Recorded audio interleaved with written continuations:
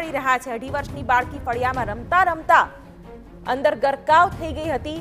એ બોરના દ્રશ્યો પણ જોઈ શકાય છે। ત્યારે હાલ તો ફાયર બ્રિગેડની ટીમ રેસ્ક્યુ કરી રહી છે અને વધુ વિગત આપી રહ્યા છે અમારા સંવાદદાતા ધર્મેન્દ્ર કપાસી। ધર્મેન્દ્ર, હાલ રેસ્ક્યુને લઈને શું માહિતી મળી રહી છે? શું પરિસ્થિતિ બાળકીની અંદર?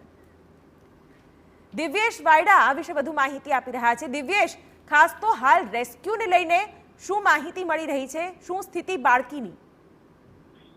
શિવાની, દેવભૂમિ દ્વારકા જિલ્લામાં આવેલા રાણ ગામમાં આજે વહેલી સવારે ફળિયામાં જ રમતા રમતા 2.5 વર્ષની એન્જલ નામની બાળકી જે છે તે 8 ઇંચ પહોળા બોરની અંદર રમતા રમતા પડી ગઈ હતી અને તે બોરની અંદર આશરે 30 ફૂટ નીચે ઊંડાઈમાં ફસાઈ હોવાનું હાલ પ્રાથમિક માહિતી મળી રહી છે। અને આ ઉપરાંત જે બોર છે તેની ઊંડાઈ લગભગ 100 ફૂટથી પણ વધારે ઊંડો હોવાનું જાણવા મળી રહ્યું છે।